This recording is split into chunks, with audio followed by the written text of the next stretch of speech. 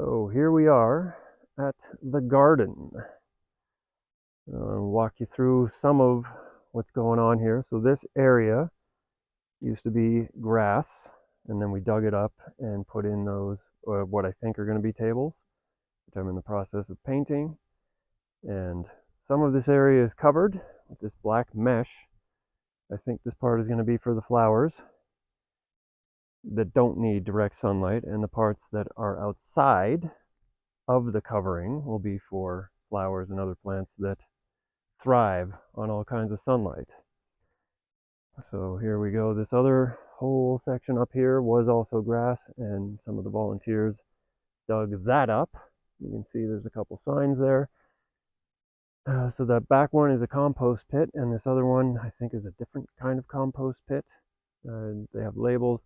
Those green boards with the white writing were signs that were posted at the entrance, and then they got repurposed. So this plan here is to have an outdoor classroom.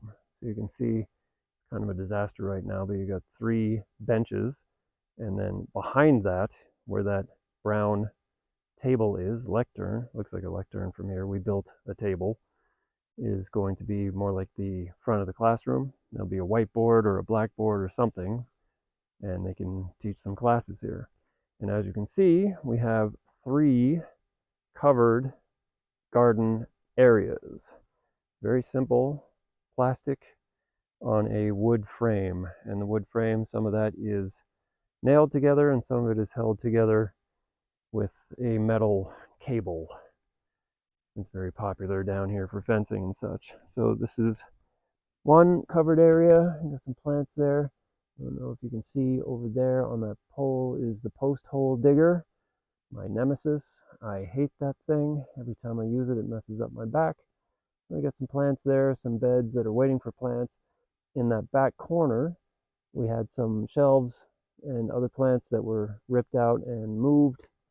And we redid, when I say we, it was me and a bunch of French volunteers and some other volunteers from the area. Removed a lot of the old ripped plastic. There's, oh yeah, I can sort of see it there through the trees. Way down there, that's the old plastic that was on here, and we replaced it with new plastic, and it's all stapled in place. And I won't go into how literally everything that we did was a safety violation. They get a kick out of that because I told them if I was doing anything here, the way they do things here, if I were to do that on a construction site in Canada, I would be asked to go home and maybe lose my license. But down here is the way things go. So here's one of the shelving units I built and painted, and it's about ready to go. That's just reclaimed wood. I'll show you the underside of the shelves, which I did not paint because they actually looked pretty cool. You can see they've got some writing and characters and things on them. This is reclaimed wood. I just grabbed, or the owner grabbed it, cut it, and then there was a tape measure which disappeared, and I ended up using a piece of string instead to figure out on these side pieces here what was the center, and then folded that piece of string in half and found the center of that. So these are equidistant and more or less level. Doesn't look like it here because it's not sitting on a level surface. This is this structure was here before. I put in a bunch of nails so they could hang some tools and actually be more organized than just having stuff lying on the ground. I painted these guys today, that and that one. There's the other shelving unit, put it there because of the rain, and all this stuff on this front part will be moved to these side parts so that I can then paint that front bit. There's your hose, wheelbarrow. This is one of the ladders we used. You can see that red bit, pink bit on the bottom replaced the part that was snapped and broken. All these plants were in different parts of the garden, and I moved them all here with a wheelbarrow. Good times. As you can see, more beds back there. Very simple wood frame, and the plastic generally is held in place with staples from a staple gun that worked when it felt like it, and when that wasn't an option, we did this. You can see this piece of wood is basically sandwiching that plastic to another piece of wood, the frame on the inside. There's 3 nails in that one, and that puts some extra pressure on the plastic so the wind doesn't rip it apart when it picks up, because it can get pretty windy up here. So we'll walk through the garden this way. These beds I don't think have been planted with anything. Some of these are strawberries down here, and then these other guys, I'm not even sure what that's about, but this is all stuff that needs to get planted. These beds are ready to go, so we got some plants there. We got some other plants here, and this, yeah. Got some onions over here. I'm not going to pretend to know what everything is in here, but they did put in some signs when they planted seeds last week.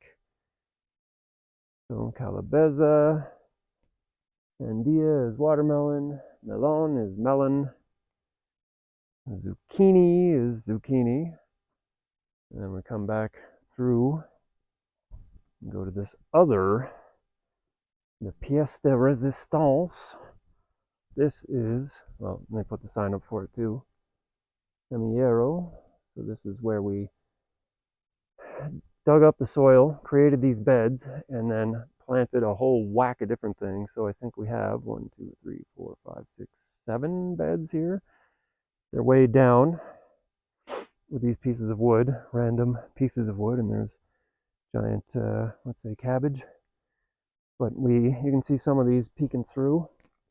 I'll lift the veil. So these guys we just planted last week and documented in a notebook what was what, and I took a bunch of pictures just so we also knew what was what. And how about I walk up the back of the garden. So out here we would normally have cows hanging out, but they have a lot of different places they can go on this property. I think we're looking at close to 60 hectares. So one day they're here, the next day they're there. We made all these beds as well. There's a cousin of one of the owners of the property who teaches at a university in Quito, teaches agriculture and shows young people how to make food, grow food. I wish I would have paid more attention when my European grandparents had their gardens going on, because when they were in Europe before everything fell apart with World War II, and there's Luna on the right and Noah on the left. But they had farms in Europe, and when they moved to Canada, they had big gardens in their yards. My one grandfather had a really big garden, probably as big as at least 2 of these covered areas put together. And he would grow most of his own food and go to the butcher and buy what he needed and make his own sausages. And he was very resourceful and skills that I wish I had, but at this point I am now 40 something years later learning how to do that stuff, or the planting and getting an idea, because it'd be really cool to have a piece of land down here. You can see today it's cloudy,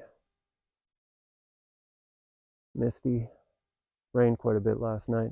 And when it does rain, by the way, these plastic tarps, because there isn't a lot of support, you can see where the water would pool in various parts once you get a bit too much weight, and then you got to come in with a stick and gently poke up the plastic to get the water off.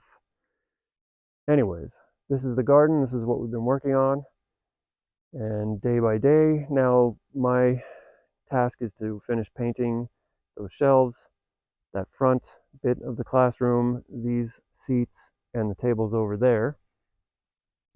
There you can hear the cows and bulls, and things will be planted here over the course of time. I'm currently volunteering at this farm, and will likely, well, in 2 weeks I go back to Canada for a couple weeks, and then when I come back probably spend a bit more time down here and then move on to another part of the country. I have been on 2 farms prior to this on this trip since May. I have some pictures. I don't know if I shot any videos of those other farms, but they didn't really have this kind of a setup.